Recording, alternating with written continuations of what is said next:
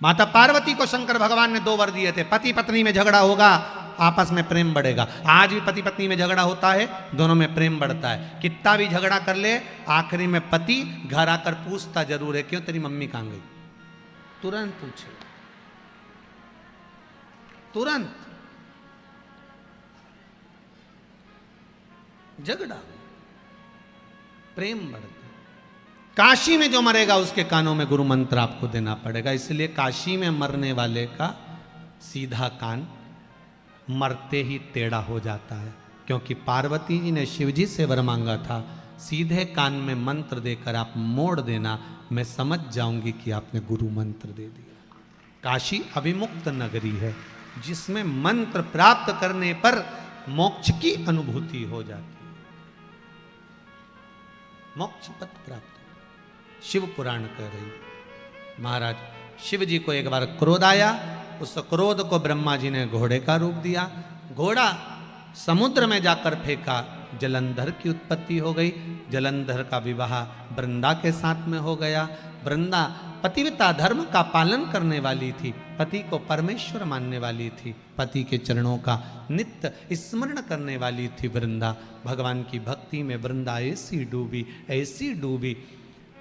इधर पति गलत काम कर रहा है और वृंदा भगवान का भजन कर रही है। शिव महापुराण की कथा कहती है, हमारे घर में, हमारे परिवार में, हमारे कुटुंब में कोई एक व्यक्ति ऐसा भगवान देता है जिसके भजन के कारण बस हम सब अपनी जिंदगी सुख से जीते हैं। कोई एक व्यक्ति हमारे परिवार में ऐसा होता है, कोई एक।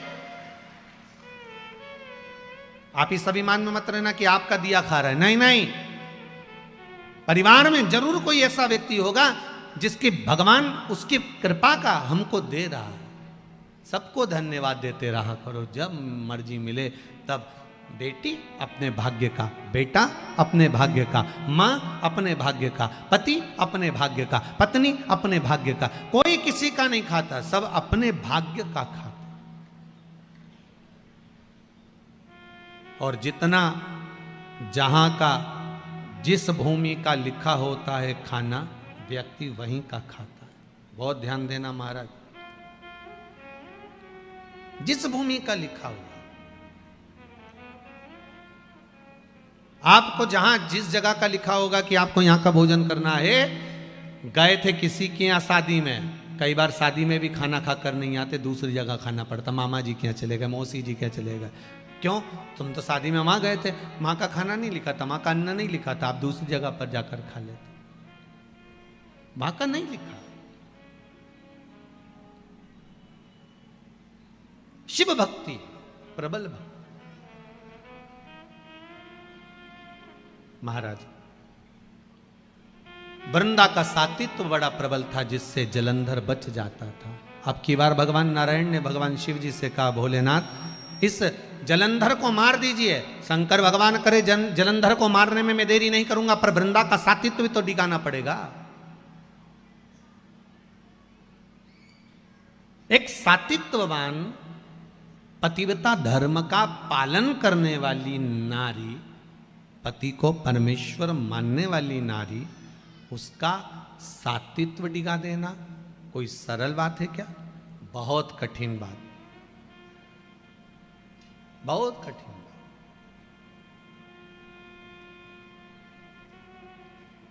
पर सातित्व भी ओरिजिनल होना चाहिए, दिखावे का नहीं।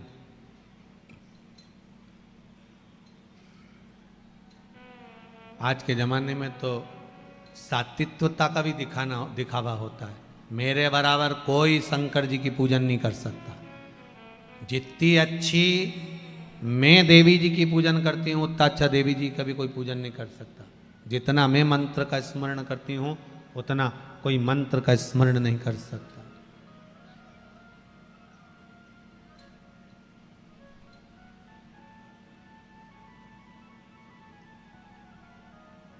कितना अंदाजा लगाते हैं लोग बात, तो कई बार तो शादी में अंदाजा लगा लेते हैं। मेहंदी अच्छी रची, मतलब ई के चाहने वाला बड़ा अच्छा।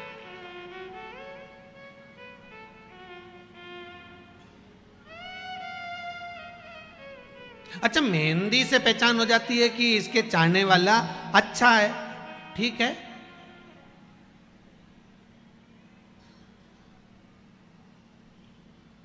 भगवान चाहे वो कौन सी मेहंदी रचाए कि मालूम पड़ जाए कि इसको भगवान बहुत चाहता है, वो मेहंदी कौन सी है। भागवत जी में लोग गाते हैं,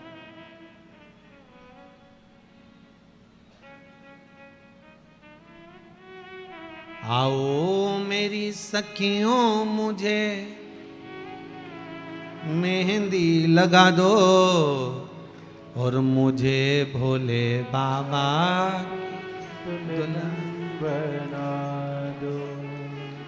ऐसी पहनूं चूड़ी जो कबहू न टूटे, ऐसा वरूं दूल्हा जो कबहू न छूटे। अटल सुहाग की बिंदिया लगा दो, मुझे भोले बाबा की दुल्हन बना दो, मुझे शंभू बाबा की दुल्हन बना दो। वो मेहंदी कौन सी है जिसको रचा तो लगे कि भगवान हमको ज्यादा चाहता है? वो कैसी मेहंदी? कहा वो मेहंदी नहीं है, वो आपका विश्वास है। पहले आपके साथ में भी ऐसा होता होगा, जितने बैठे हो ना सबके साथ ऐसा हुआ है। आपके घर में परिवार में माता हो, पिता हो, पत्नी हो, पति हो, बच्चे हो, कई बार कह देते हैं पापा ये ऐसा मत करो, ये गलत हो जाएगा। कई बार माँ कह देती बेटा ये तू ऐसा काम कर ले, हो जाएगा। कई बार पत्नी कह देती सुनो आज मेरा मन कर रहा है कि आप ये काम करोगे ना तो हो जाएगा, और वो हो जाता है। माँ ने कहा कई बार लोग कहते हैं हमारी माता के वचन बिल्कुल सत्य होते हैं, कई कहते हैं हमारे पिता के वचन बिल्कुल सत्य होते हैं, कोई कहते हैं मेरी पत्नी ने जो बोला बिल्कुल सही बोला, कोई कहती मेरा पति बोलता है बिल्कुल सत्य बोलता है, कई बार मेरी बेटी बोलती है सत्य बोलती है। कारण क्या है? मतलब आपके हृदय में शंकर के चरणारविंद की मेहंदी रच चुकी है, इसलिए आपकी वाणी सत्य बोल रही है। वो मेहंदी रच चुकी है, इसलिए वाणी सत्यता की निकल।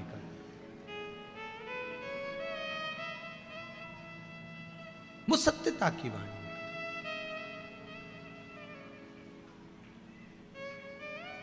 महाराज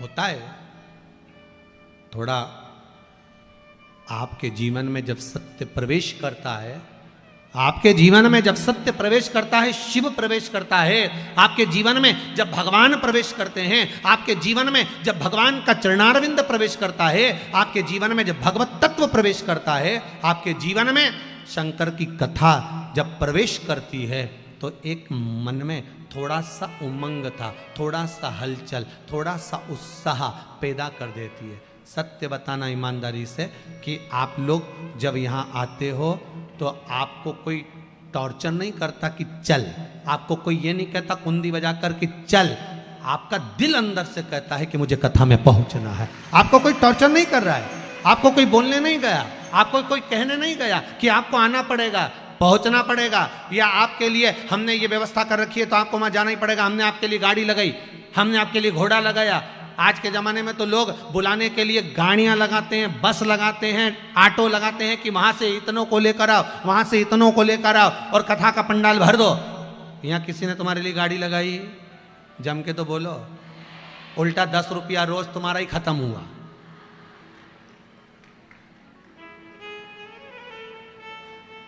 किसी ने गाड़ी लगाई? नहीं। किसी ने बस लगाई? नहीं। कोई ने जाकर कहा? नहीं, कोई नहीं कहा। केवल इस व्यासपीठ से, सीहोर से यह जरूर कहा गया था कि इंदौर में कनकेश्वरी गरबा ग्राउंड में कथा है, और आपने सुना और बाबा की कृपा से आप यहाँ पर। श्री रमेश मेंदोला मित्र मंडली कथा करवा रही है, भाव प्रकट।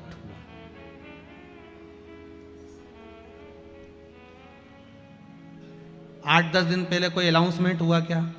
जम के बोलो। 10 दिन पहले कोई बैनर लगा क्या? नहीं, कुछ नहीं। क्योंकि बैनर लगाने की जरूरत नहीं है। शंकर के नाम का बैनर आपकी चित्त वृत्ति में, आपके मन में लगना चाहिए, तब शंकर खुद बुला ले। रचना मेहंदी, बाहर की मेहंदी की रचाई अपन कह देते हैं, ये बहुत चाहते हैं, वो बहुत स्नेह करते हैं, पर भीतर की मेहंदी की जो रचाई है वो शंकर अगर वाणी से सत्य निकालना प्रारंभ कर दे। बहुत बहुत निवेदन करूंगा जीजियों, माएँ बैठी हैं, मेरी माताएं बैठी हैं, बहनें बैठी हैं, नमन करते हुए आपसे कहूँगा, मेरे भाई लोग बैठे हुए हैं, इनसे भी कहूँगा, दिल से अगर आप शंकर को रिझा रहे हो ना, तो ये व्यासपीठ से कहता हूँ कि आप 3 महीने में कुबेरेश्वर धाम सीहोर पहुँच जाओगे। दिल से अगर रिझाया है आपने, शंकर को मनाया, दिल से प्रार्थना करी, मेरे शंभू से, मेरे ओघड़दानी, मेरे त्रिकालदर्शी, मेरे कैलाशी से आप कहे दिल,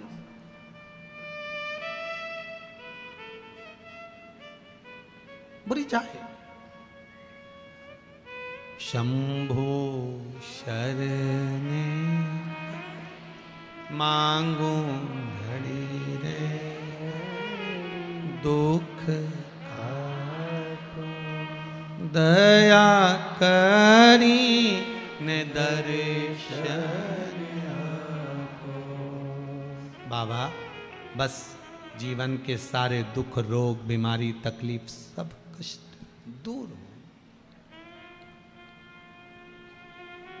वृंदा का सातित्व प्रबल था, दिखावा नहीं करती थी वृंदा।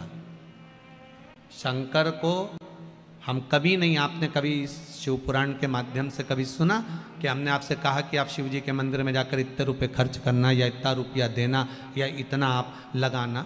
कभी कहा यहाँ से व्यासपीठ से कभी नहीं बोले कि आप इतना खर्चा करो या आप इतना लगाओ।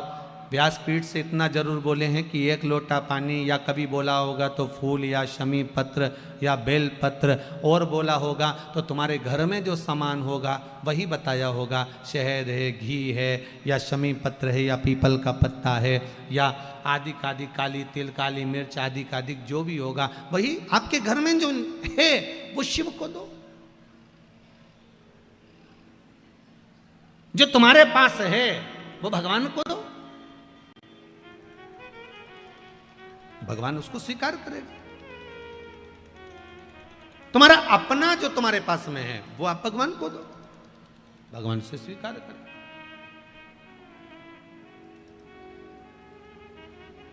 अब शिव को प्रदान करो तो दिल से दो, जो भी दे रहे हो ना दिल से प्रदान करो। आज एक बात और बहुत ध्यान से सुनिएगा महाराज जी, कभी आपको लगे ऐसा कि व्यापार बहुत अच्छा चल रहा था और एकदम बंद सा हो गया, फैक्ट्री चल रही थी एकदम बंद सी हो गई, मेरा व्यापार ही नहीं बढ़ रहा, तो प्रयास करना, तांबे के कलश में जल लीजिएगा, बेलपत्री नीचे हाथ में रखिएगा, तांबे के कलश को उसके ऊपर रखिएगा, तांबे के कलश को उसके ऊपर रखिएगा महाराज, उल्टा हाथ उस तांबे के कलश पर रखिएगा, अपना नाम और गोत्र का स्मरण करिएगा। ऐसा कैसा ही पात्र लेकर जाइए, अंगूठे से और उंगलियों से पात्र को पकड़कर बेलपत्री हाथ में ही रखे रहने देना। अपनी जिस कामना से जो भी व्यापार है आपका, जो फैक्ट्री है, जो व्यवसाय है नहीं चल रहा, या इंटरव्यू के लिए जा रहे हो नहीं हो रहा, तो जल का पात्र पकड़कर हाथ का स्पर्श कर कर जल श्री तुम्ब रूपेश्वर महादेव, कौन से महादेव? तुम्ब रूपेश्वर महादेव के नाम से शिव को चढ़ा दीजिए। बाद में पात्र को नीचे रखकर बेलपत्री शंकर जी पे जब चढ़ाएं तो इस डंडी के भाग को अशुक सुंदरी का स्थान होना चाहिए। चढ़ाते समय डंडी का भाग अशुक सुंदरी की ओर रख दें महाराज। झोली पसार कर प्रणाम करें, बाबा से निवेदन कर कर आए। 3 से 4 दिन लगेंगे, जो व्यापार ठप पड़ा था उसमें थोड़ी सी उन्नति होना प्रारंभ हो जाएगी। तुम रूपेश्वर महादेव भगवान शंकर आनंद की राशि हैं, शिव सुख की राशि, आनंद देंगे। शंभो शरणे मांगू हरि दुख दया कारी निदरे।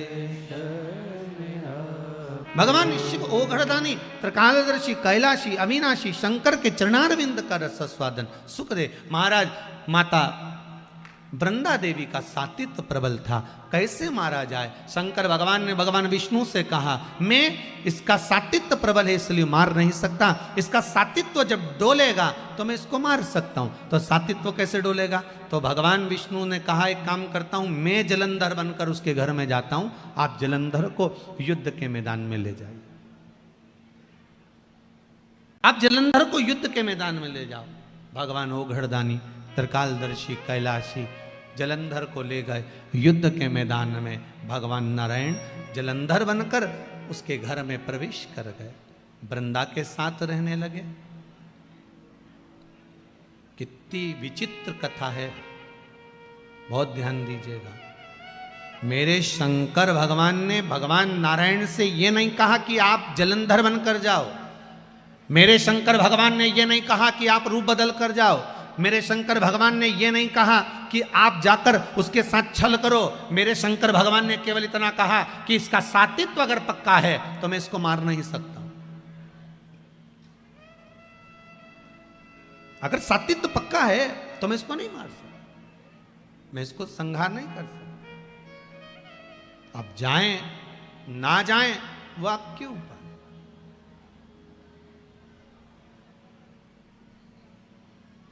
कहना शिव का काम है, करना आपका काम। आप अगर शंकर की भक्ति को धारण कर रहे हैं, शिव तत्व को धारण कर रहे हैं।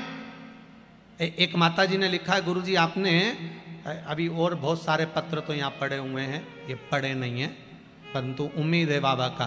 एक पत्र में लिखा है कि आपने जो सावन के महीने में शिवरात्रि का पूजन कराया था, उस समय पर मेरे हाथ में उस पूजन के 15 दिन पहले पैरालिसिस आ गया था, एक भाग पूरा काम करना बंद कर दिया था।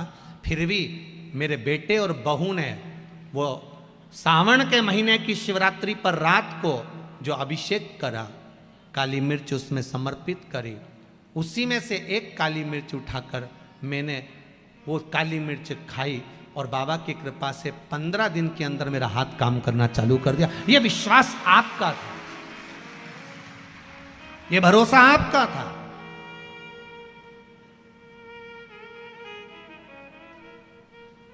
कई लोगों ने वो काली मिर्ची का विरोध भी करा क्योंकि मिर्ची जरा ज्यादा लग गई थी। अब जो नी पड़ता है उसको तो मालूम ही नहीं कि काली मिर्ची का वर्णन लिखा हुआ है। पहले भी हमने सियोर व्यासपीठ से कहा कि इस अध्याय में, इस श्लोक में, इस जगह पर लिखा हुआ है कि शंकर को काली मिर्ची चढ़ती है। बोला था कि नहीं बोला था? बोला था ना। अब उसके बाद भी अगर लोग उस चीज का, क्योंकि व्यक्ति है, मानव है, ये मानव शरीर है, इससे और हम कहते हैं कि प्रयास करेंगे हम अपनी जिंदगी में, और आज तक भी प्रयास करते रहे हैं। आपका विश्वास कभी नहीं तोड़ेंगे, इतना भरोसा रखना।